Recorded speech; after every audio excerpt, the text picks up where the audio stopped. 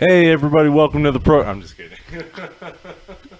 It's recording. All right, go for it. Okay. That'd be an outtake. Okay. Hey, this is Barbara. And this is Charlie. And we're the Four Finger Podcast. We'll get better as that as we go along. We're developing our intro as we speak. In fact, that's the first time we've done that. Yeah, we didn't even practice it. That was fresh. That was good. Raw dogging it. So what this is basically this is going to be a duo podcast. The program that I do is a solo podcast with guests, kind of like, dare I say, Larry King, David Letterman, that sort of thing. Yeah. And this is going to be more of like a home and gardening kind of thing, right? Right, because I garden. No, Barbara, you are the flooring and DNA lady. Yeah. And why is that? Because. Oh, shit. I'm kidding. Right. I found a passion for flooring. It's stupid. I love it. I love designing it. I love helping people shop for it. I love installing it. But and I currently work at a call center that is of DNA related. Yes. Yes. So Barbara is the flooring and DNA lady. What do you do, Charlie? I'm a musician and I'm a teacher and I'm a podcaster and I'm a composer, and that's it. I guess that falls under musician, but Yeah. that's basically what I do. What do you play? Oh, they already know me. What? This we need to get to know Barbara. No, there will be people who want to get to know you. I'm very handsome. So Barbara was a guest on my show 2 times, and we found a format that really worked well for us, and we're gonna sort of use that format on this show, and that's that we come up with 10 topics pretty quickly beforehand, and then we roll some nerd paraphernalia. A deck of die. A deck of die, 10-sided dice for all you retards out there. And we see which topic we talk about, and that's pretty much it. Although we might get some flooring and DNA questions later as we get all the email set up and all that. Yes, if you have stuff. any questions, post them in the comments and we'll address them. Also, if you have topics for suggestion, post those in the comments and we'll put that on our list of 10 and roll to discuss it. I like it. Yes. All right, so let's roll to discuss. All right. Number 5 is hummus. Hummus. When's the first time you heard the word hummus? God, man. Boy. Shit. Oh, man. I don't know, but I remember. I'm so sorry. Do you get what that was? No. All right, we'll have to talk about that later. But so the first time you heard hummus was? I don't know. I didn't know what it was. I knew it was foreign and Greek, and it sounded too much like mucus for me to ever want to try it. And I think a lot of people are turned off for the same reason. But it's freaking delicious. And it's good for you too, right? Like skinny people eat it and shit. Yeah. So what's the difference between a chickpea and a garbanzo bean? I don't know. What is the difference between a chickpea and a garbanzo bean? I've never had a garbanzo bean on my face.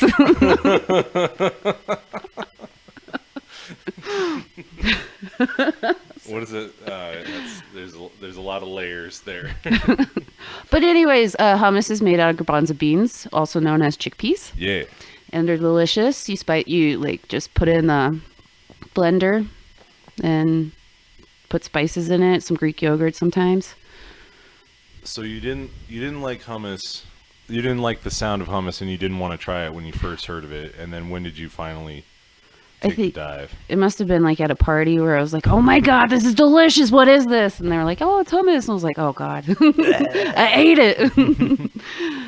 First time I heard of it was from the movie Aladdin, when the genie says, "Genie," when he's talking about the only way I can be free is if my master wishes freedom for me. Hold on, can you do that in genie voice? As if my master wishes freedom for me. I don't know. That was Pretty close. terrible. No, that it was pretty close. For being thrown on the spot, I think you did well. But so he starts speculating about how great freedom might be, and then he says, "Oh, wake up and smell the hummus." And so I always thought that hummus was some sort of coffee type thing. I thought it was like a Arabian coffee or something like that. Don't they have Arabian coffee? They have Turkish coffee, but it's not made out of chickpeas. I'm pretty sure I've seen like Arabian roast. Probably. Somewhere, maybe. Okay. Yeah. Well, I think coffee grows pretty much everywhere, right? I just like the stuff. I don't know. Too. What is the best coffee that you've ever bought from a store? Oh, because it's like Pete's coffee. Pete's I like, is good. Yeah, the whole bean. Mm-hmm. The Dunkin' Donuts is pretty good. We're burning through our topics. I know. Coffee was another one of our. We'll have to make up another one and roll for it. Okay. Yeah, that was number 4. No, so coffee. Let's see. So one time, the band back in the day, we played at a place that doesn't exist anymore in Pueblo called the Beat Farm. Nice. And it was a record store, and it was cool. Like they had a lot of cool stuff. I get it. Beat Farm. Right. BEAT. And it was PH Farm. Ah. Yeah. So it was all kinds of hip. Really nice people that owned it. In my opinion, they charged a little bit too much for their vinyl, but whatever. Lots of people do that, so it's not like that was unique to them. But we played a show there, trying to just sort of get the word out. We played an in-store at the Beat Farm, and they paid us in coffee. Like I guess you can. Well, no, you can have. How you can go onto those promo sites and they make. Like you can get cigars with your label on it and stuff like that, or like candy bars or little candies and stuff like that. Could you get your own coffee, your customized coffee? They had like a Beat Farm coffee, but it was called the Emo Roast. It was the absolute darkest blend that you could go. Which actually, contrary to popular belief, the darker the roast, the less caffeinated. The less caffeinated it is. I learned that recently myself. Yeah. I've been living a lie. I know. Though when I feel like I started drinking coffee. I feel like I experimented with it when I was like a freshman in high school, but I really like started to get after it when I was like the last 2 years of high school. And during those years, I thought that I wanted the absolute darkest roast. Right. Because it's dark. If it doesn't taste good, it's hardcore. Right. And what is it? So, but is it less acidic the darker it is, or is it more acidic? That's beyond me.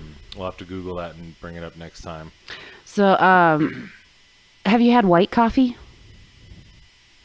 It's delicious, and it's a light roast, so it has even more. So is that caffeine? Would that technically be tea? No, it's coffee. So white coffee, like, is it clear? Like tea no, is clear? It's white. So like it looks like milk almost? Yeah, it looks like milk. And get this, I went to Dutch Bros. They make this sugar cookie coffee breve, sugar cookie breve. And the breve is like half and half steamed instead of milk. And then they add the white coffee and then the sugar cookie spices. Is that what breve is? Yeah. I always steamed thought half and half for whipping cream. I always thought I was paying extra for no reason. I'm glad I stopped getting breves. Oh God, I love them. So, anyways, I ordered the sugar cookie breve, and they forgot to put the spices in it, which is. So it was just like. It was just like milk and. Like bitter milk. No, it wasn't bitter. It was. I mean, I still drank like half of it before I gave up, but it was definitely not sweet. It was like a warm milk. So that was at Dutch Brothers? Yeah, that was the first time I've ever gotten the wrong order. But those people are so nice. There's no way I could ever get mad at them. Right. Well, I was gonna say they're so buzzed from. Do you think that coffee like absorbs through your skin, like when you're drawing shots and like pouring coffee and all day long, just like being around it, you think it amps Dude, you up a little bit? something. Yeah, those people are pumped about their job. Down, actually, you heard the first record, the one with the monkey on the front? Yeah. Your record. Yeah. Okay. Dallin, the saxophone player on that, is high up in the Dutch mafia. That's right. They call it the Dutch Mafia. Well, I guess you're only allowed to bring friends in, and so that's what makes it maffish. Oh. Is there like an initiation? Probably have to drink a lot of coffee or something like that. That's the only thing I could think, or that they just like show up to your house and beat the shit out of you with socks full of coffee, like whole The beans. Yeah. All right, you're in. Like, dude, I got into Dutch Brothers, and you roll up your shirt, and it just looks like beehives, like red and pink beehives all over your stomach. I swear those kids bleed coffee, espresso. I think some of them probably bleed the like the whites, the white coffee if you cut them. Hey, how's it going today? Oh God, how's your day going? What you doing today? I tell them like they care too. I'm like, oh, I'm just shopping, running errands, on my way to work. I usually hit them with the downer. No, I'm just kidding. Just pull up. Hey, how's it going today? I'm gonna go bury my dog. Just like hit him with this, like some sort of Stephen Wright thing, like, hey, how's it going? Today's the day I decided to stop looking for my dog. Like, what would they say to that? I don't know. It'd be funny to like roll to each Dutch Brothers with that same story. Well, they're a mafia. They'll be way ahead of you. They'll be like, watch out for this guy and his dog. Watch out for the dog guy. And they'll be like, oh my God, there's a werewolf coming to the store. They're like, no, not like a dog guy, like a guy with a dog story. It's not real. Don't give him free coffee. Don't give him any free coffee. It will be his third cup. Actually, if he's still able to act sad after 3 whatever the fuck he had to drink, then give him a 4th cup, because he deserves it for maintaining through the shakes, the caffeine shakes. Sorry, my mind drifted just a minute ago. Oh, it's okay. It happens. Okay, so I think that was a solid 13 minutes. So let's go ahead and roll for another. Do you have more? More coffee? I was just thinking about this thing I saw the other day, that if you ever go out and dine by yourself, it was the free coffee that made me think of it. If you ever go out and dine by yourself, act like you've been stood up for a chance to get free dessert. I've been telling them it's my birthday, but they just don't give a shit. Like, hey, it's my birthday, and the guy just like looks at me and just like spit in my eye.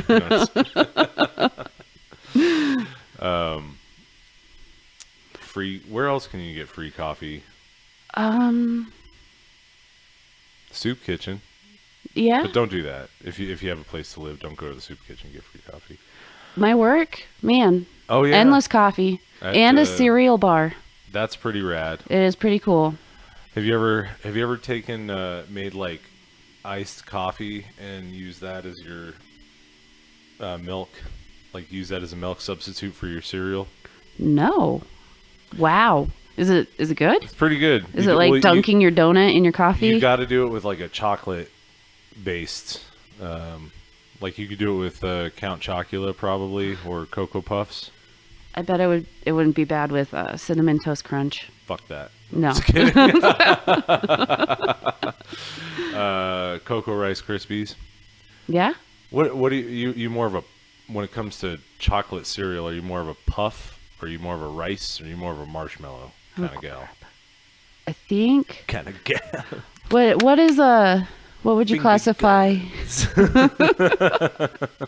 Cocoa Puffs. I guess I'm a puff. I guess I'm a puff. Like a little You like little balls? Little balls.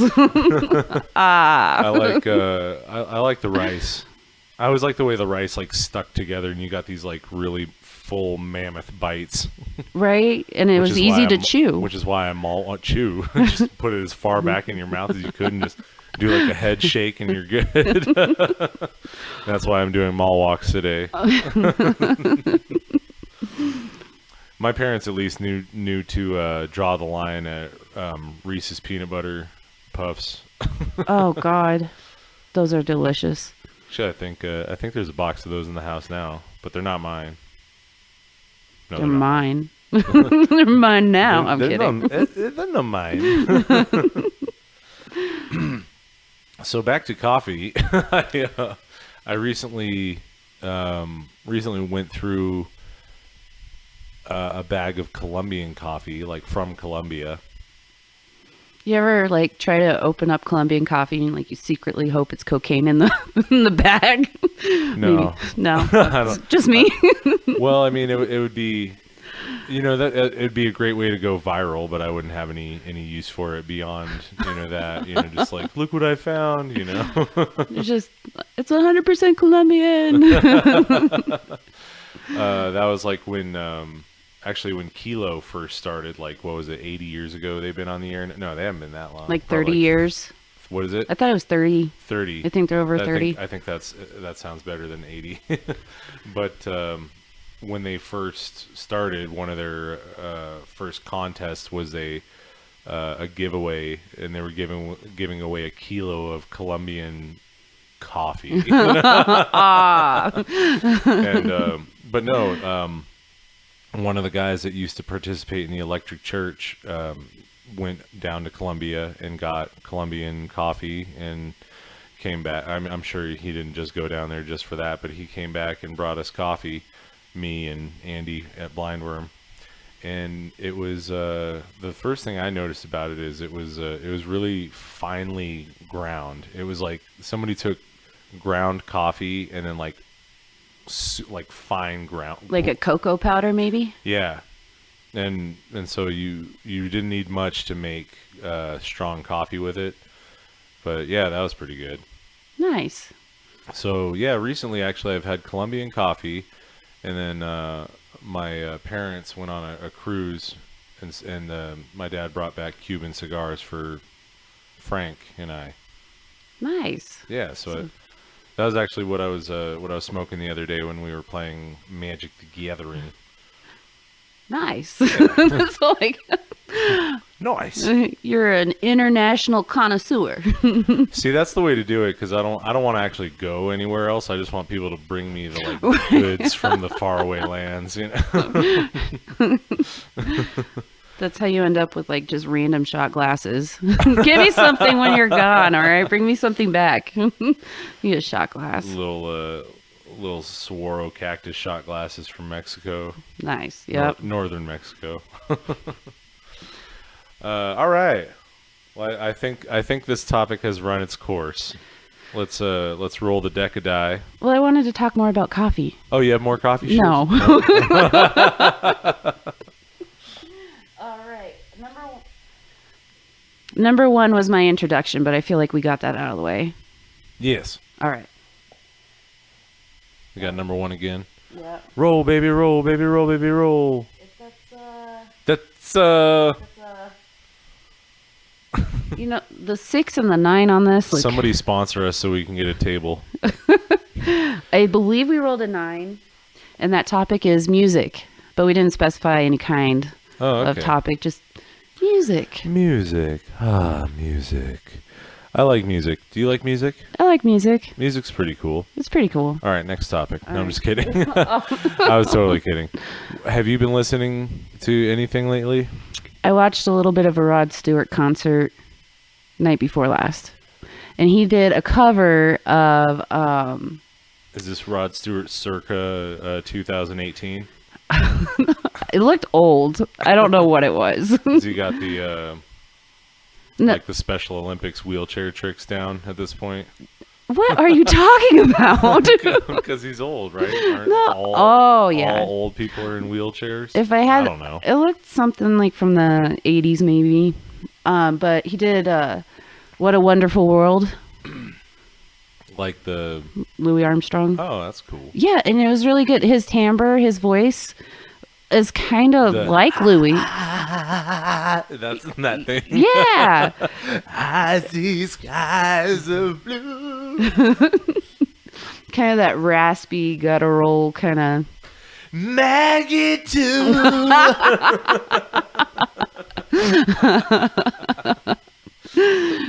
All right, so you saw some Rod Stewart. Yeah. And I believe he had all female musicians on the stage with him. Fuck that. This woman was Kidding. this woman was tearing it up on the saxophone. You know who also had a killer band, and if I hope I don't fuck this up, because if it's two different groups, both these sets of ladies deserve props, but I think it's one backing group of ladies. Ladies. But they backed up CeeLo when he did a thing, CeeLo Green, Yeah, yeah.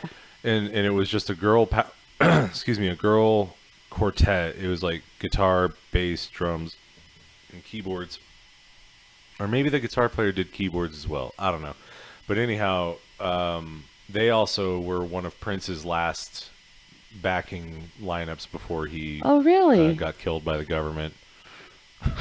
And then gas prices went up. And then when Prince died, gas prices went up. Do you guys see what I'm seeing? Dude, this is my theory. I'm not paranoid, Let's hear it. but anytime there's a celebrity death and the media is just flooding us with Michael Jackson or whoever, the gas prices go up. I feel like this is a trend, and I can't tell if it's like a chicken or the egg kind of thing. Like, do the celebrities die and then gas prices go up, or do gas prices go up and the celebrity dies? It's like, was the sun coming up because Chanticleer was crowing, or was Chanticleer crowing because the sun was coming up? I don't know who Chanticleer is. From Rockadoodle. Oh, yes, Rockadoodle. Sorry, I've had Rockadoodle on the brain the past couple of days. You ever have a movie just pop in your head and it just sticks there? Oh, yeah. Movies, TV episodes, songs. I can get a riff stuck in my head for a week. Dude, that flies in the Vaseline. That's a sticky motherfucker right there.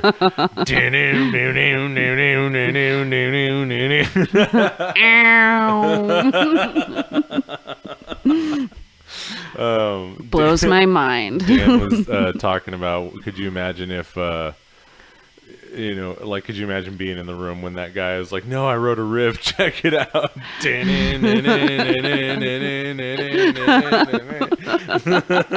Dude, what the fuck is that? What have I been listening a lot to lately? Yeah, Thanks, Barbara. What are you listening to, babe? I have. Oh, fuck it. Who cares?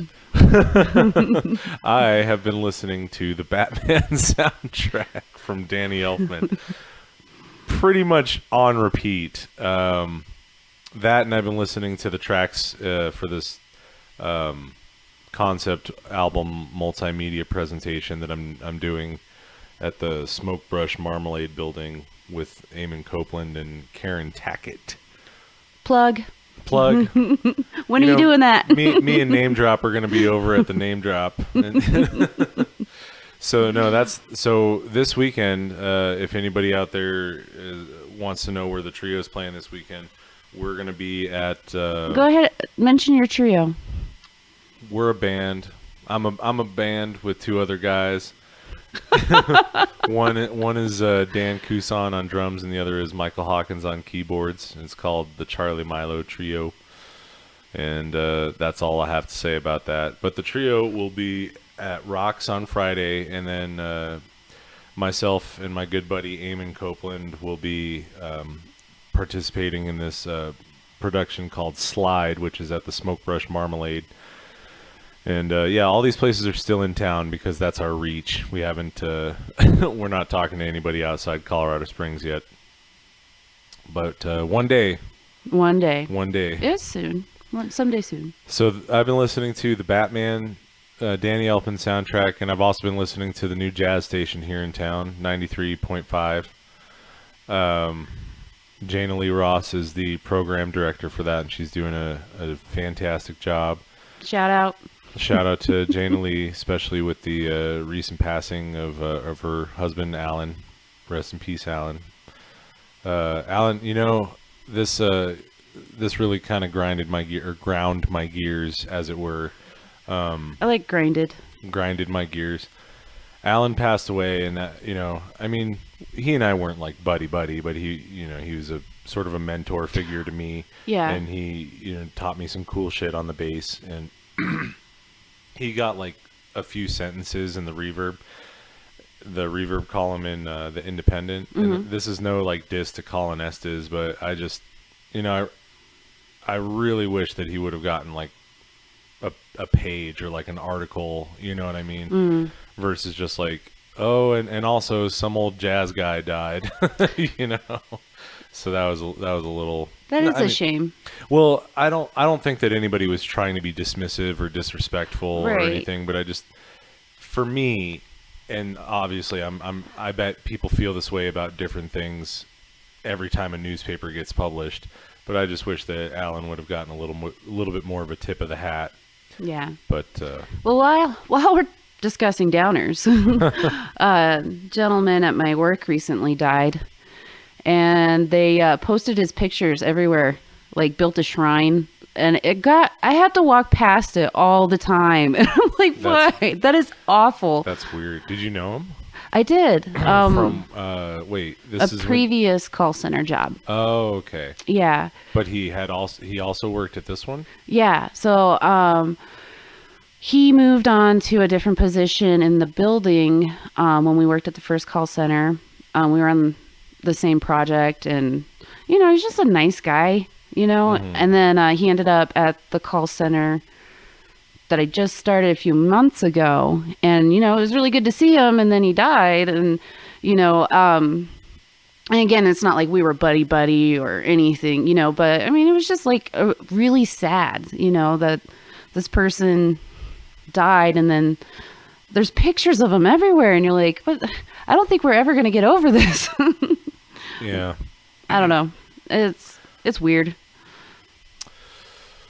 Yeah, well, I have heard that the Western culture for death is to like get it away, get it done and over with as quickly as possible, which is obvious. I mean, I'm not saying that I disagree with that. It's like death icky, right?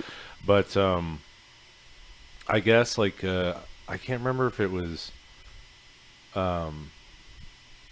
somebody was telling me that like in smaller villages it's not uncommon, like in Japan or China and Russia and stuff like that, in the smaller parts, for them to like let the body like stay in the house for like one full more day, or something like that. Just to cope, just to feel the absence of the spirit, you know what I mean? Yeah. Yeah. Or to let the spirit all the way go. I'll have to research it. I could be talking out my ass, but it sounds nice, right? Right. You've seen the videos of like, old Italian women throwing themselves at the corpse of their loved one, just bawling. Oh yeah. I mean, they just really embrace their grief. Mm-hmm. You can't do that in America. No, you got to get back to work. You got to shed a tear, and then get back to answering phone calls. So, let's wrap up that topic of death. Let's dig our way back up into the light. I don't even know what topic we were on. We were doing such a good job. Talking about death and destruction. Oh, music. Music. Music was our topic. I heard some shit on the jazz station that was just so nice. Like a lot of times they play the straight up stuff, which is fine, and I've found that when somebody's trying, like when somebody who's more jazz thinking than I am is trying to show me jazz, it's kind of frustrating and hard to digest. Yeah. But when I'm listening to it on my own, or when it's just like in a, on the radio, like I get into it. But I'll also go back and check their playlist if they have one on the internet, because I'm glad they did this, because it was some sort of obscure kind of piece where I didn't hear the melody at the beginning or end, but I heard, solos throughout. But they weren't hitting changes. It wasn't like, 3-6-2-5 or anything like that. It was just, it was all improvisation, and it was still tonal. It wasn't like free jazz, but it was like each person took a turn leading the improvisation. Oh wow, like like a jam. Well, I don't know. It wasn't like, because whenever I think jam, that to me sort of means like a groove gets established, and then like everybody sort of sits on the groove until things get developed. Or I see. Well, I guess like jam is more of like a. I don't know. It's weird because I always think of jam as kind of like a rock and funk and blues kind of thing, and I think improvisation is more of like a classical jazz avant-garde. It's just a fancy word for jam. Well, I guess if you're getting if somebody were to say, "Hey, do you want to come over and make some improvised music?" That would mean a different thing You'd show than up. if somebody said, well, I would definitely show up. But if somebody says, "Hey, do you want to come make some improvised music?" That would mean a different thing than, "Hey, do you want to come jam?" Oh. Like if somebody says, "Hey, do you want to come jam?" That could mean like we're gonna go. You know what this makes me think of? Or like, what does it make you think of? The more important something is to a person or a society, the more names they have for it. Eskimos have like 20 plus words for snow. Oh, I didn't know that. Oh, but cool. it's that important to Yeah. them. There's different kinds of snow. And well, another example is like the male member. I mean, it's very important to the society. There's so many There's names. A ton of different names, yeah. Right. Or sexual intercourse has a bunch of different kind of names. Right. I get what you're saying. Yeah, the more important. And so anyways, that's how important music is to you. So there's jamming and then there's improvising.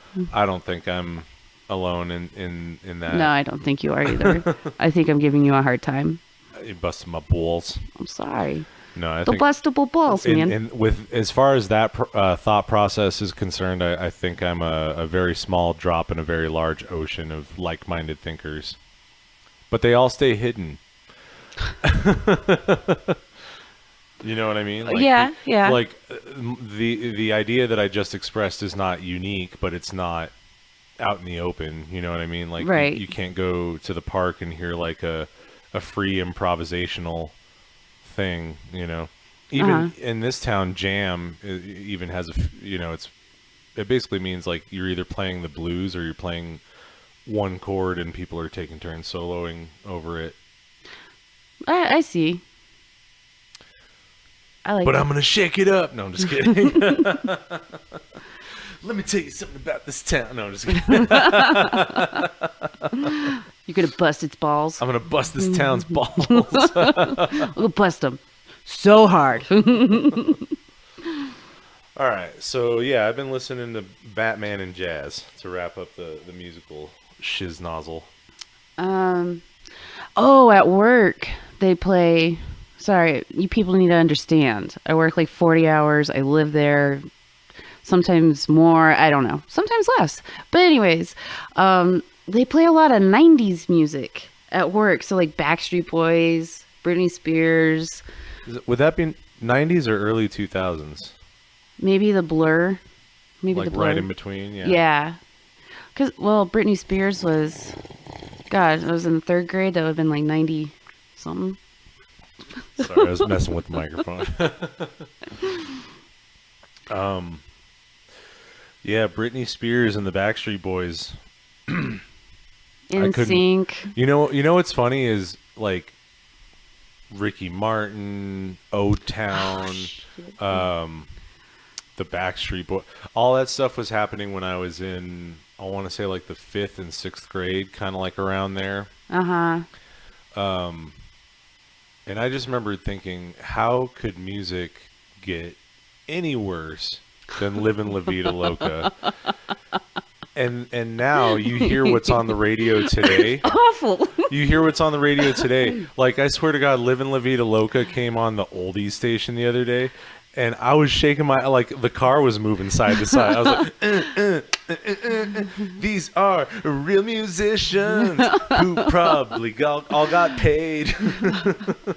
They, you don't know what you got till it's gone. Right? Well, you know, and I just remember being like, oh, NSYNC, they suck.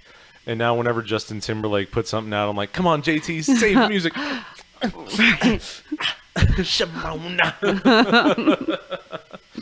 Because Justin Timberlake is the new Michael Jackson. That's right. Did you hear when Michael Jackson died, there was like one sort of like, they had one complete enough album to put out. No, I didn't know that. It was called Escape with like an X, like Escape, because fuck it, why not? Why not? And the single on it was this tune, Love Never Felt So Good. And, oh, you know what? That Crocodile Dundee shit that we did last time worked well enough for me to attempt it again. Oh, okay. So I'm not going to play the whole thing because we might get dinged for it, but let me see if I can, Michael Jackson. Hey. Uh-oh. Keep it going, Charlie. I got to do this while she's going. All right, well, let's see. Let's just get this started while she goes and pees. We got a commercial for, what is this? We got Randy Jackson judging a dog show. Come on, dog. I get it. I don't even hear it, and I get it. Come on, dog.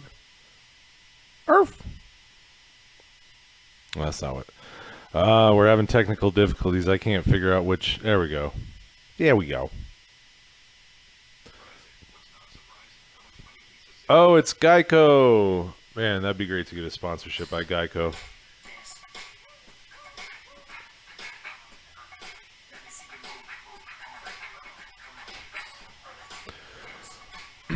All right, come check this out, Barbara.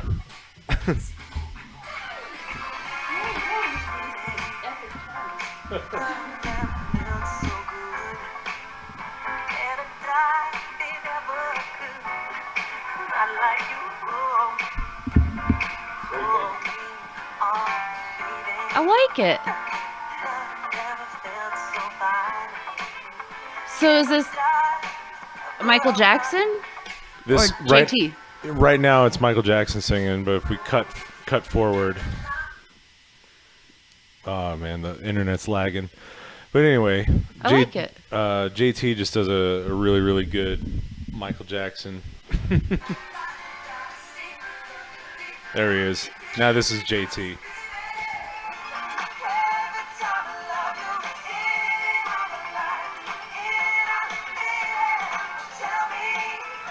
Aww, this is a great video. I was just gonna, well, yeah, we'll check out the whole thing. But I think if we try and play, I don't know what the rules are yet, but I think if we try and play the whole thing, we'll have to like pay $1 or something. There's like a rule of 64%.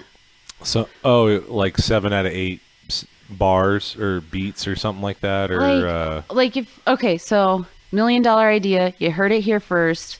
Do not steal it. copyright Barbara. Right. Right. So anyways, I had this great idea for Mario lawn gnomes where, you get the Mario and you put a spiky hat on it and it's a lawn gnome. That's a mouthful. And then, the pipes could be the planters. And so I started looking into it, and you have to change. It can only be like 64% of Mario. It has to be like 36% altered. Oh my God! Did you ever see Tucker and Dale vs. Evil? No. Oh, that's another good movie we got to watch. So see if I can tell you the premise without spoiling it. So a group of teenagers goes up. It's a horror movie. It's a horror comedy. A group of teenagers goes up into the woods. So there's that horror premise, and then what's that guy's name? Who? Not Bruce Campbell, right? No. Who drove? I'm sorry. Who was the pilot on Firefly? Who just drove the ship? Alan Is his name Alan Tudyk? Sure. Tudyk? I No. I think that's his name, but What an I mean, awful name. I think I messed it up. But Could you imagine going through school with a name like Tudyk? I'm sure in Europe it's not as bad as as in America going through the name like Tudyk. Hello, Tudyk. My name's Alan Tudyk. I went to school with Ananya Cox. Nanya Cox. Yeah, I was like, they're Do you remember cool parents. There's a girl in Palmer. Sorry, getting deep and personal now. There's a girl at Palmer. His name is Demanda. Do you remember that? No, I never met Demanda. So her first What's name her is- last name, Dick? No. Okay. But this is good because I forgot her last name. So nobody gets hurt. But her middle name was Chance, so it was Demanda Chance. Nice. Anywho, what were we talking about? That's what I got derailed. Music. Michael Jackson. Michael Jackson. 64%. You know what's still... I was going to ask you a question. When you were doing your research, did you come across the rule of parody? No. Because I think Weird Al, when he does the parodies, he doesn't have to get permission because it's parody. Right. I always just kind of assumed it does fell anyway. into that 64% rule. Sure, I I don't can see know. that Because it's altered. The lyrics are altered enough. Mm-hmm. But the music's not. Like the melodies are the same. Maybe the lyrics are included in... Oh, I don't know. I could see that. Anyways. Interesting. This will all be good research to do later. and At then another talk about- time. And then we can talk about it in the next one. Oh, you were talking about the movie with Alan Tudyk. I don't even know if that's his name. I gotta look it up now. Please don't tell me it was Alan Traystick. No, it was Tucker and Dale versus Evil. Okay. Tucker and I bet there it is. It just pops right up. See, this is why we need a guy in the chair. You're doing a Yep. great job. Alan Tudyk. You see that? Tudyk. Ah. But he's funny as fuck, and so it stars. When is that? Or when's this from? 2010. Okay. Okay, so basically what happens is these kids, like a group of high school kids, go up into the woods, and then one of them's telling ghost That's stories like the about. beginning of every, well, maybe half of the horror stories out there. Right. Well, I think that's part of the thing. Oh, okay. All right, because it's like a parody. Yeah. Okay, I'm on board. And so one of them tells a ghost story around a campfire about rednecks, like killing teenagers in the woods. Uh-huh. And as it happens, Alan Tudyk and Tyler, whatever. He's got a lot of money. Okay. Tyler, lots of money. So they're kind of like good old boys. Uh-huh. Not quite rednecks, but they got accents, you know. Right. They're going up to their summer house. They just bought a summer house. They're going to fix it up, you know. And so these kids go out there with this fear of rednecks in their head, and these kind of rednecky types go out there, and so basically the teens start dying off like accidentally, and so like they think the rest of the teens think that like Tucker and Dale are the evil rednecks, and it's just there's a lot of clever camera work where one's like, hey, you forgot your thing or whatever, and then it like cuts to him from the teenager's perspective, and it's got like horror music, and he's like waving and like looking down like that, you know. Just all kinds of you know, like I don't misunderstandings. know. But it's hilarious. And why did I bring that up? Oh God.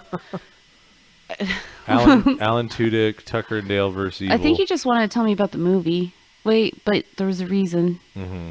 I think we should roll. Let's roll and get a new topic. Are you keeping track? Are you checking them off as we go? Yeah.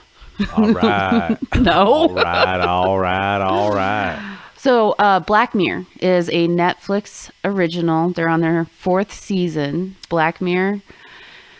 You got to see it. It's like Twilight Zone, but with like modern technology.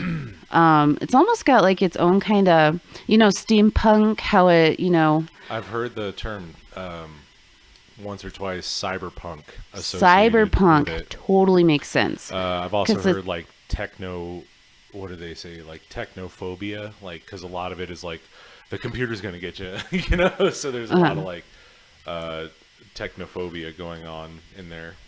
A lot of their sets are like really dark, run down places, but with like big HD screens in it that people talk to, things like that. It's kind of grungy punk. What did you just call it? Cyberpunk. Cyberpunk. Yeah, totally. Was there an episode? I know you watched it. Was there an episode that stuck out to you? Well, I haven't seen the 4th season yet, which I've heard is also super good. It's pretty good.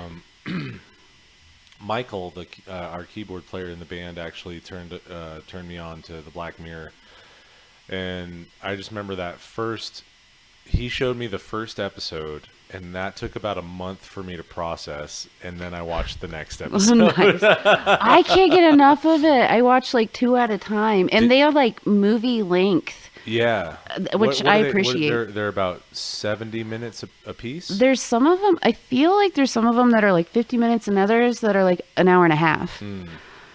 Did you ever watch any of the old Twilight Zone, Outer Limits? No. Like but this has totally turned me on to checking that out. Those they call them anthology shows, where there's not one storyline that gets. Sorry, did I just mansplain to you what an anthology show was? I actually get feminist on me. No, my brain went to Futurama, where they have that episode Tales of Anthology. Oh yeah, yeah. That's exactly what that is. The Scary Door. That one. Yeah, there's a couple of them in there that are just fantastic. Sounds like his mouth is full. He mentions something. You've just entered the Scary Door. The Scary Door. Yeah, that's what it's called. Yeah, that's total Twilight Zone. So going back to what we were talking about earlier, they probably didn't have to like pay Twilight Zone rights to do that shit. No, because it was parody. Right. And they changed at least 30. I don't know. Maybe I'm taking this 64% way too far, but I really feel there's a legitimate like ratio there, like legal ratio. Although I was a little disappointed that Tom Petty sued Sam Elliott. Is that his name? Is that a character from something? Stay with me because you're all honestly, I read about that, and is it Sam Elliott that does that? I think that's right. I think you're right. Is that right?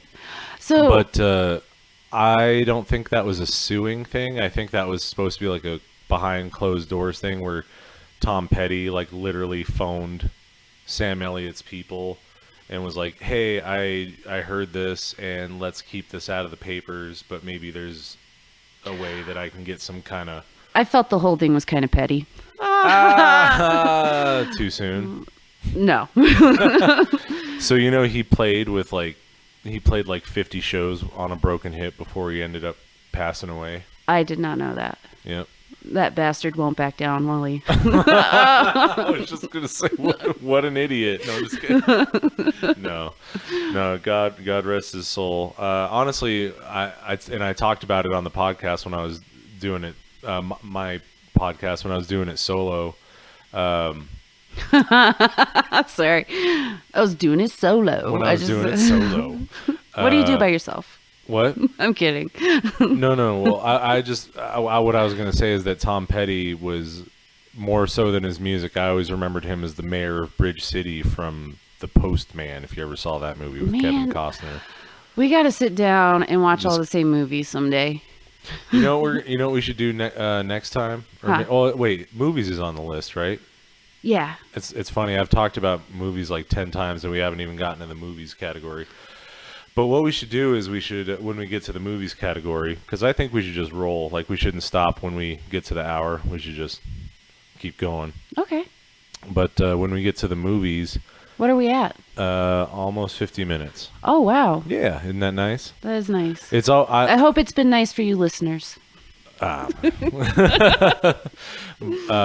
I always feel when I'm podcasting, at least at this point, and I'm hoping that I'm going to iron it out as I go on and get rid of a lot of uhs and ums and stutters and things like that. But I find that you get started and it's kind of like, oh my God, it's so awkward. And then you sort of like ease into it. And then like 40 minutes goes by and you don't even realize it. No, I told this is only the third podcast I've done, but I thoroughly enjoy it and totally see that trend. Yeah, it's a lot of fun. So maybe when we get to the movies, we'll pull up like a TMC or what is it? Yeah, Turner Movie Classics, like top 100 movies of all time or something like. We'll find some kind of list and we'll just we'll see the ones that you haven't seen and we'll just make you watch all of them between now and the next one. What makes you think you've seen all the movies? No. I mean, like all the movies that would be on that list. Should we just go now to movies? Wait, what topic are we in now? I don't know. What are we still in music? No, we rolled after we rolled. music. Oh, 8. Black Mirror. Oh yeah. So, do I have a favorite Black Mirror episode? I like the one with the happy ending. The one that like won an Emmy. Which the one? San Bernardino or whatever. Where they get plugged into the computer, like their consciousnesses get plugged into the computer, and it's like this place. The two ladies. Oh, San Junipero or something like San that. Junipero. Yeah. Damn it. I liked that one, and I really liked that one a lot. That one made me cry. Didn't watch it, watched half of it, and then I realized these ladies liked each other. My Uncle Mike was in the room, and I'm like, I am not finishing this with my uncle in the room. It honestly doesn't get gross. That's probably next to the But I did like when she was dressing up in all the 80s styles. Oh yeah. I thought that was pretty cute. Next to the Facebook one with that lady from Jurassic World. I can't remember her name right now. Lady. You say lady a lot. Lady. All right. But yes, that was a great episode. So next to the Facebook one, I think that the San Junipero one is the most like Disney. Honestly, I think that's the only one that has a happy ending. I thought the one with the lady from Jurassic Park. What was the name of that episode? The Facebook one. Is that? No, I'm just kidding. It was the season opening, the first episode of season 3, I think. Was it? Or season 2?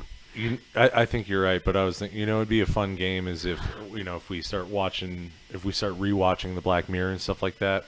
Mm-hmm.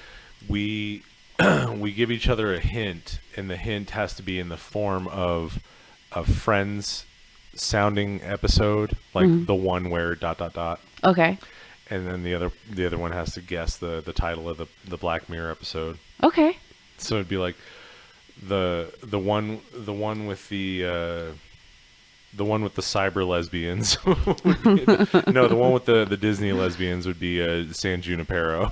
San Junipero. No, but I liked San Junipero. That one made me cry. I liked the Facebook one, and I thought that was kind of a happy ending because this. Can I spoil? Yeah. Spoilers, everybody. 5, 4, 3, 2, 1. Okay. Anyways, this woman, bends over backwards to meet society's standards and please everybody, and she ends up sucking at it, and people hate her. And then she finally was like, okay, all right, that's fine, I'm hated. And it's like liberating to her. And then she realizes that she can hate too. And so at the end of the movie or the episode, she's standing in a jail cell across from another guy, and they're yelling at each other, I hate you, I hate you. And it was like, and then they fell for each other. I mean, you kind of get the sense that this is the beginning of her becoming herself and finding somebody who really loves her, for her. I thought that was kind of cool. Yeah. That's great. The funniest thing, though, she yells at the guy. She's like, fuck you next Christmas. And I about died. I had forgotten how that episode ends. She gets hauled off for being like an imperfect citizen, right? Right. And she gets put in the jail, and then she and that dude start yelling at each other. Yeah. And they sort of smile in the freedom of being able to say whatever they want. Right. And that's cool that you drew the conclusion that they fell for each other. That's because when I first saw it, I was just kind of confused. I was like, I thought her and the truck driver lady were gonna, fucking come back in A-team fucking society and shooting missiles and guns. And shit. I want to see that version. That sounds great. Black Mirror has never ended like that. I wanted to see the Jurassic World lady get like a Hattori Hanzo sword and just be like, I don't give a shit about my number, motherfucker! And just massacring a wedding. Honestly, that's where I thought the wedding scene was gonna go. And she keeps running away from people with the microphone. I was like, she's gonna shove the microphone into somebody's mouth and break their teeth, and it's gonna go out the back of their head, and I just was ready for the ultimate revenge. But I guess the jail cell thing was kind of cool too. It was really cool.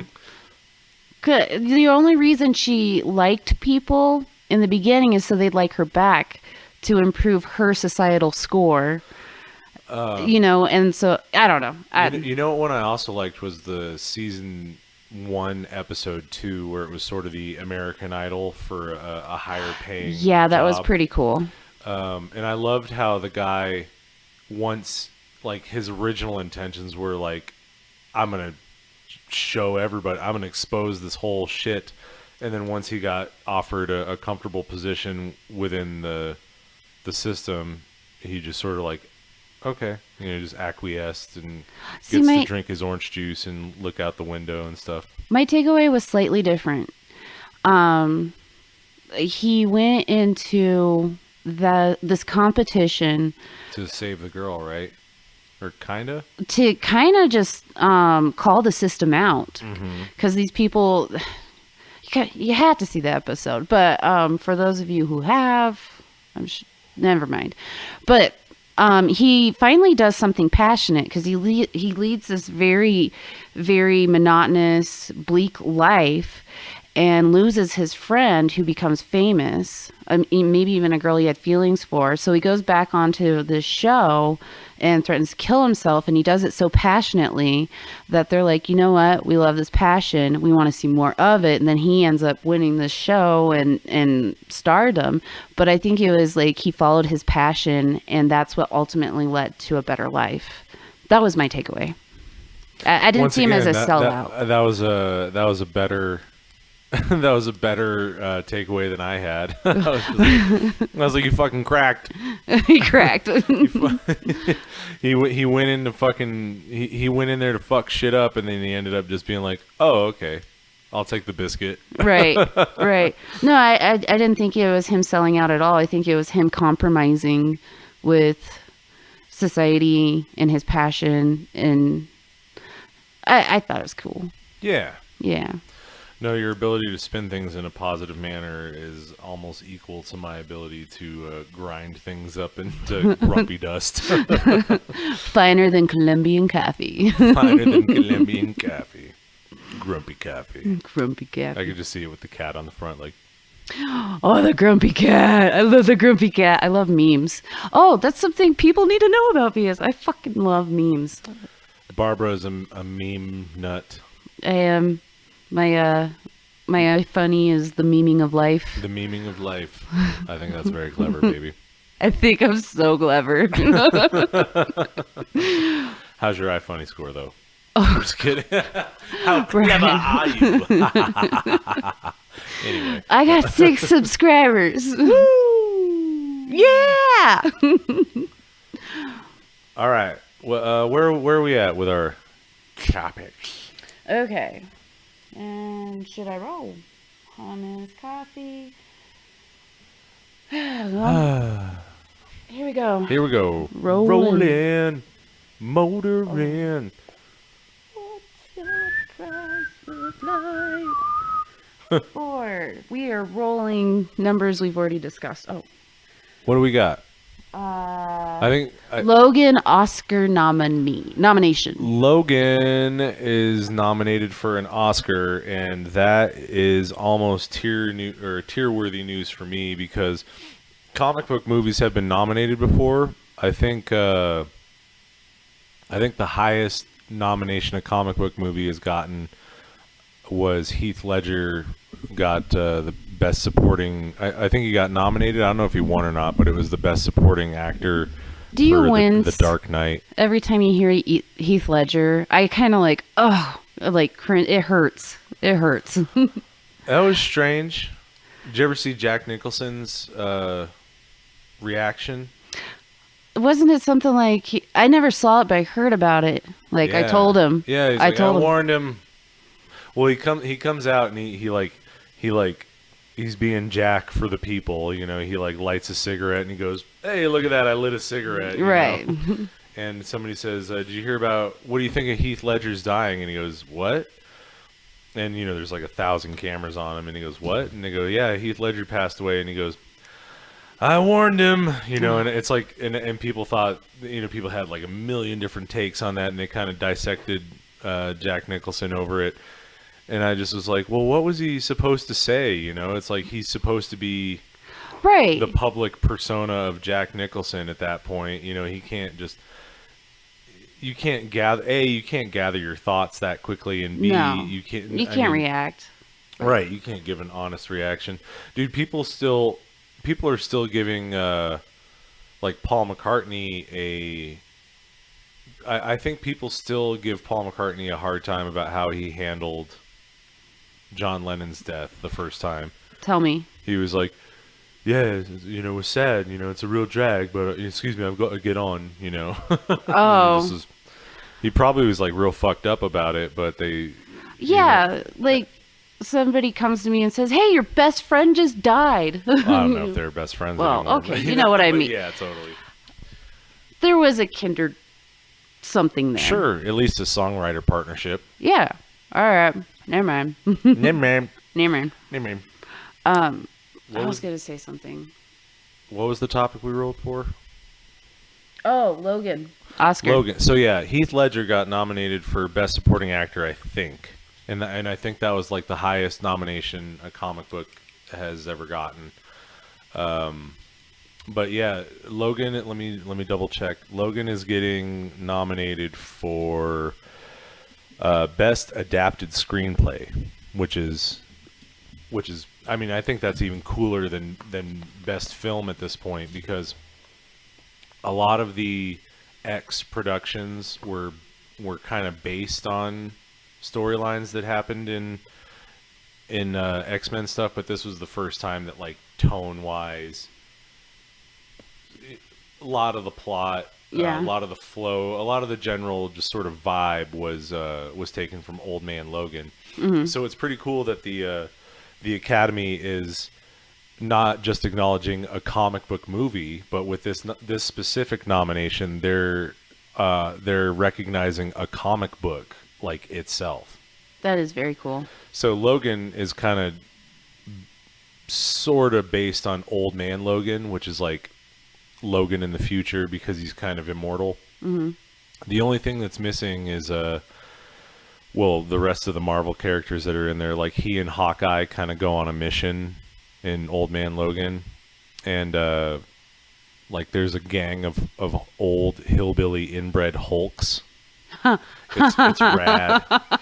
It's rad. That's pretty cool. I think the original Hulk, like Bruce Banner, becomes like Pa Hulk or something like that. Nice, dude. And we should try and see if we can download it or buy it from a comic book store, because it's one of those stories that you can just sort of read and enjoy. Hootie, you know. Hootie? I'm sorry. I'm stuck on who did Hulk meet with? She-Hulk in the story. In the story? Did they get that deep? Let me see here. Old Man Logan. Hootie. Old Man Logan gang. Hulk gang. The Hulk gang. There's a Mama Hulk. This is one of the things I love about the internet is, you know, you used to just have to like know this stuff and like keep it locked in your head. Now you can go and to the keep Marvel, it accurate. now you can go to the Marvel database and look at Hulk gang from Earth 807128.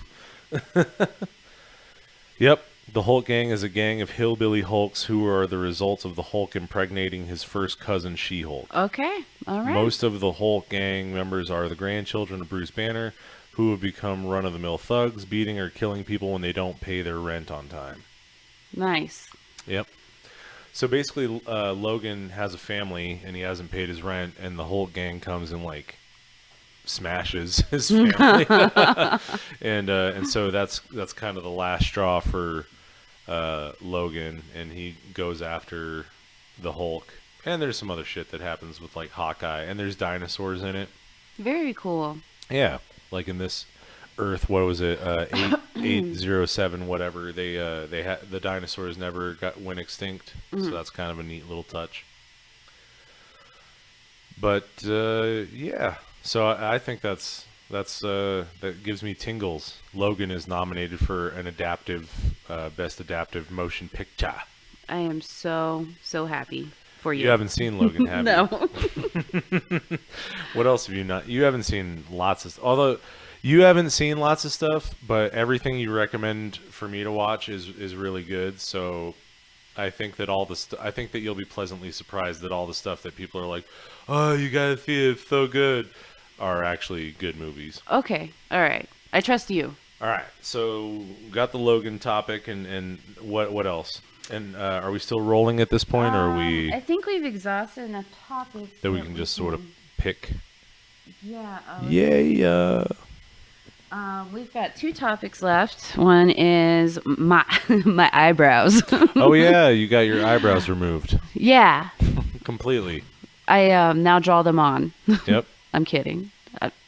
No offense to anyone who does. With octopus ink, right? You know what's crazy? How like having no eyebrows was in fashion, and people were drawing them on pencil thin, and now it's fucking eyebrows. Like, have you like Jennifer noticed? Connelly. Yeah. Oh God, yeah. I'm like, I feel sorry for the people who like removed them permanently, and now eyebrows are back.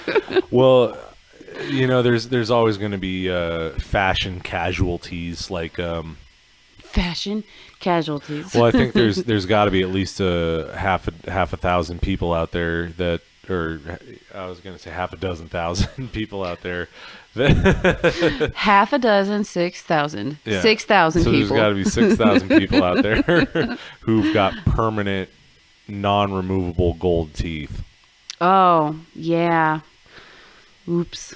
or Or face tattoos. Oh my God. What's wrong with face tattoos? You got a problem with motherfucking face tattoos, man? Oh, some of them are awful. yeah. Oh, I'm sorry. I worked with a guy at Independent Records who had a face tattoo. Was it good?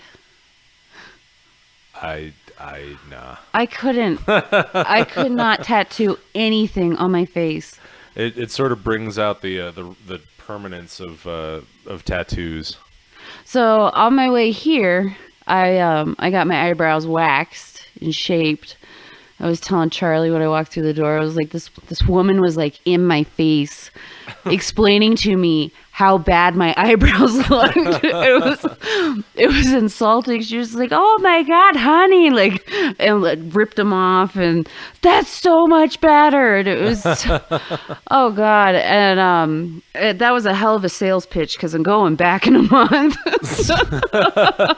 Well, it's so funny because you know, if I am in any way, shape, or form racist, I'm racist in a positive momentum towards Asian people, if that makes sense. So No. hear Wait, me out. okay. No, follow me. Following. So you got your eyebrows waxed, right? Right. I saw this Asian lady doing eyebrows with yarn or thread or something like that. Right, And I was threading. like, oh, okay, it's called threading. Uh-huh.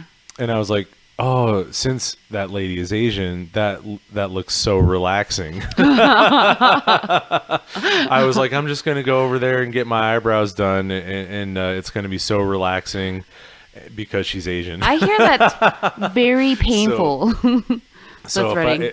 if that's racist, then I'm racist, at least in a positive direction. Right. So I go and sit down, and she goes, "Okay, you ready?" And I was like, "Oh yeah, it's gonna be great. I'm ready."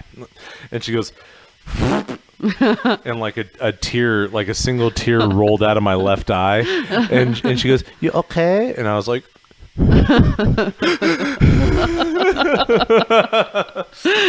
and she goes, "I have to finish," and I was like, "I know."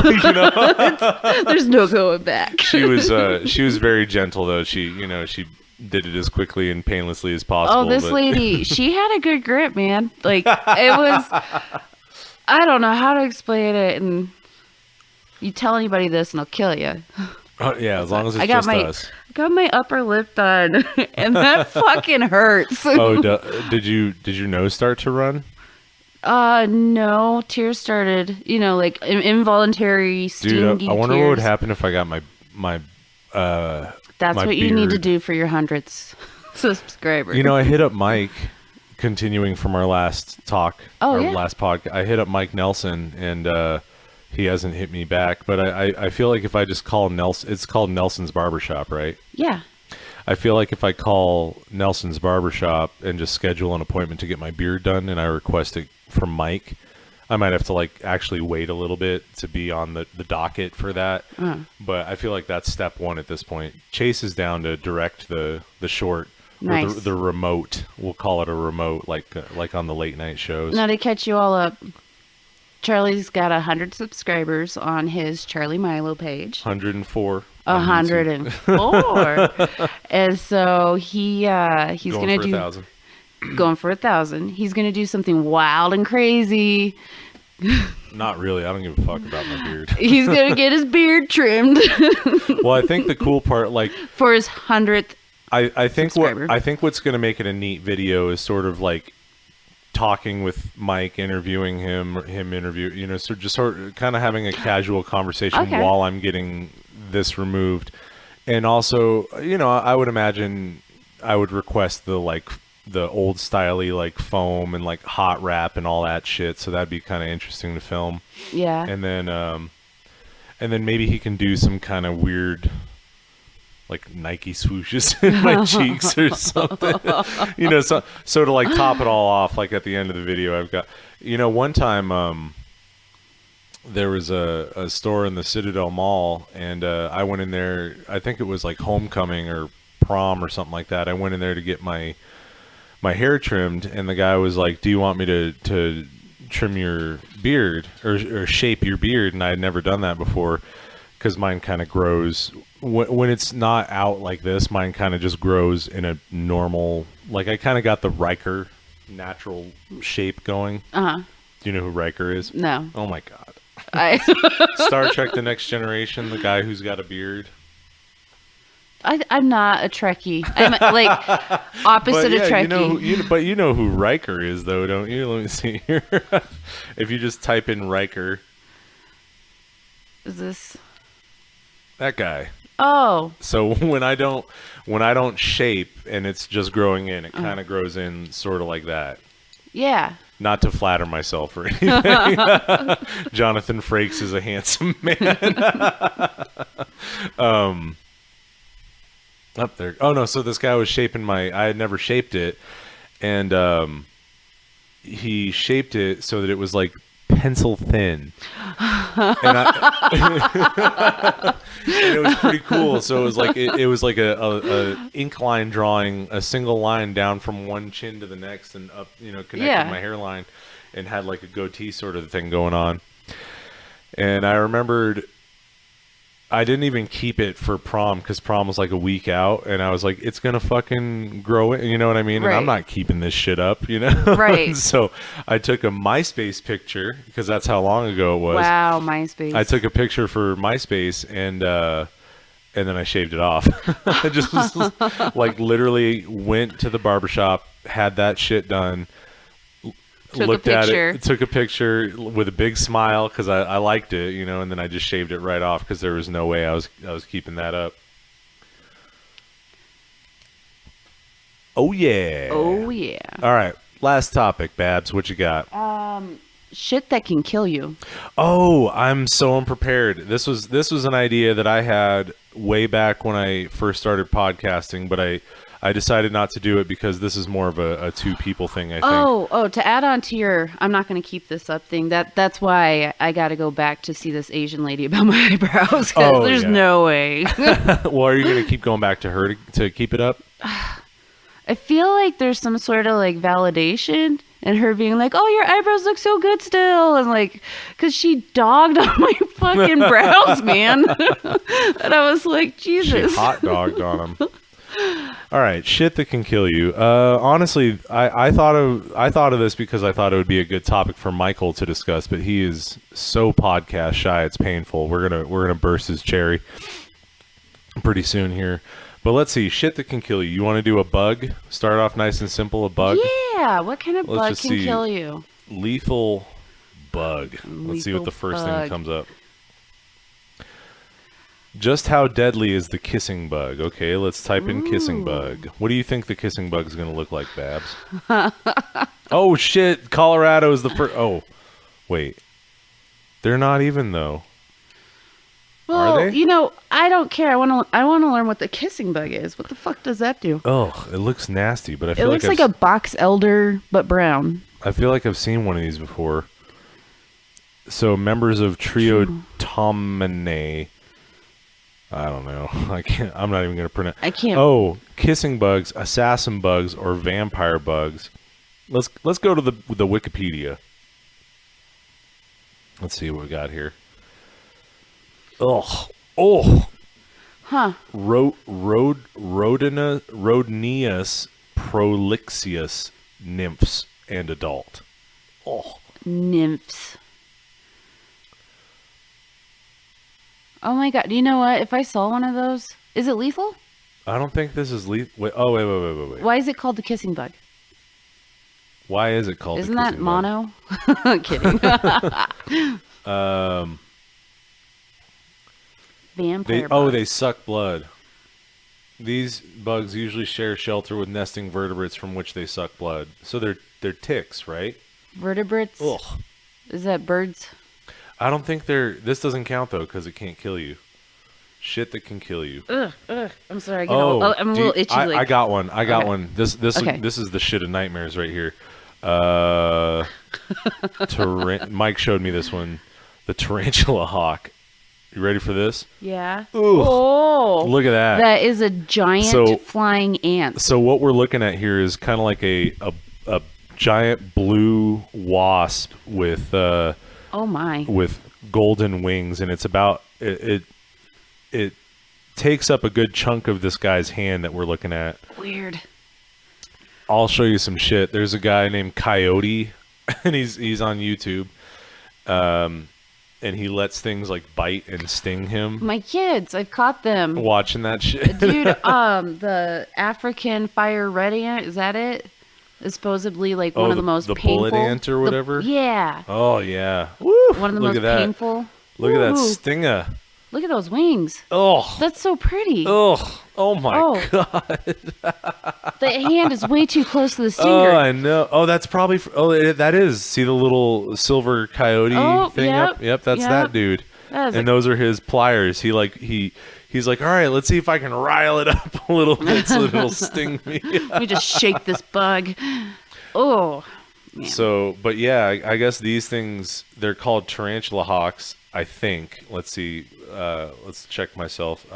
Because they land on the top of tarantulas, sting them, and it paralyzes them. Then they lay their eggs inside of it while it's like still alive, and then it dies, and then their eggs like break, like their young break forth from the tarantula corpse. Could you imagine, like, there's a tarantula, so you stomp on it and a bunch of fucking bugs fly out of it.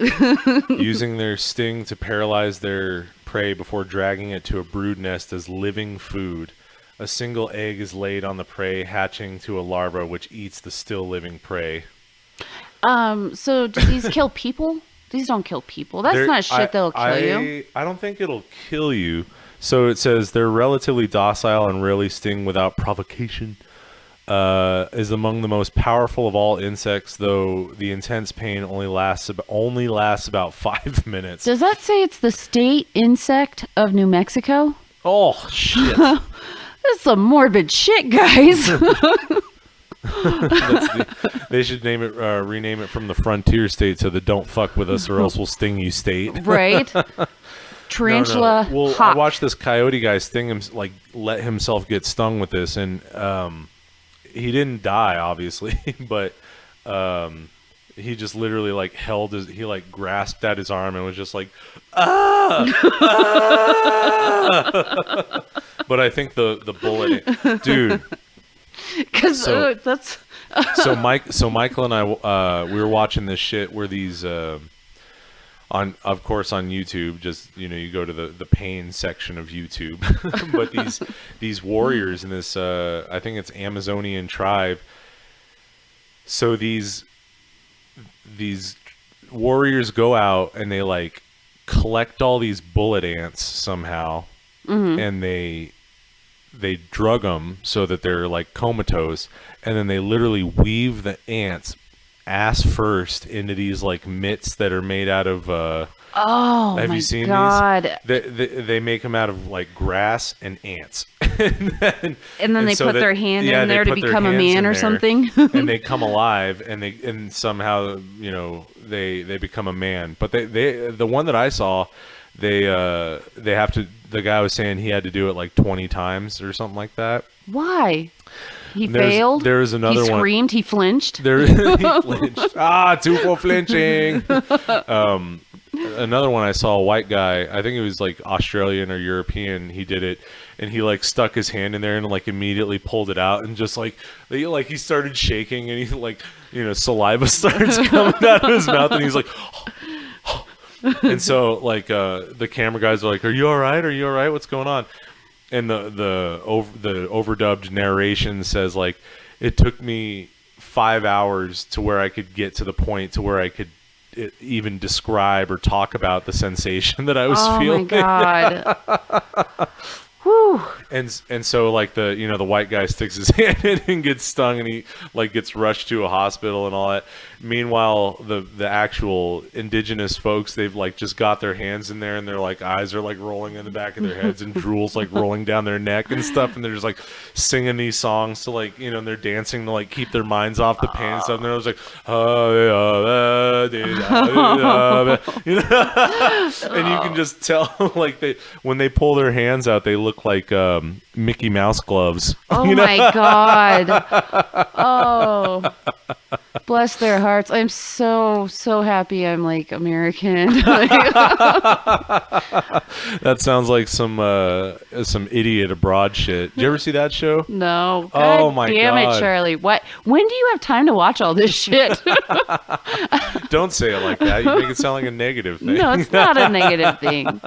So an idiot I'm abroad busting is your balls. Ricky Gervais sends his quote unquote uncultured friend to third world countries essentially to experience the plight of the less fortunate. Oh, it's not always that extreme. Sometimes he just goes to a market in India. You know what I mean? And he's just he's just literally. It's almost when people talk about the stereotypical American. Yeah. It's almost like he's the stereotypical American, but he's British. Oh. So, he's walking around the market, and he's like, I honestly wish I was just home watching the telly. I don't understand Right. why I have to see half naked people lying on spikes. It's ghastly, But there's one part where he talks to a yoga master, and he stands up and he removes his loincloth or whatever, and he's like, is that his dick? It's why is his dick out right now? And so he takes a stick and he starts wrapping One of them. Yeah, he starts wrapping I I don't even have those parts, but I feel it when I see that. And so he starts doing this bouncing yoga, how there's fast yoga and slow yoga. Yeah. He starts doing some kind of fast yoga move, and there's a pop, and the guy's like, did it just pop? Why is he doing that? It's what is he what is the point of this? And he's and the guy says, because he practices his yoga every day, he's able to do this without feeling any pain. He's like, yeah, but why is he doing it? And then another point during the Indian episode, they go and see like the Elephant Man, like the real life Elephant Man, whose face like comes down to here, and he's just like, I can't even look at him. Like, what's wrong? Why doesn't he go to the doctor and get it fixed? You know. So that's a good one. We didn't even get to the movies category, but I feel like we've talked about. I think. Yeah. I feel like we did. Fuck it. Yeah, we'll get to that next time. All right. That was a great first four-finger podcast. Yeah. I think this is the longest. This is my personal record for podcasting. What is it? Right now we're almost at 85 minutes. Wow. Yeah. Yeah, we're full of hot air. See, we can talk. Talking's great. Well, I hope everybody gets a feeling for what this podcast is about. Nothing. Sign us off, Babs. Hey, thanks for tuning in to the... Get on the mic. Get nice and loud on the mic. Thanks for tuning in to the Four Finger Podcast. Hasta sayonara. Bye.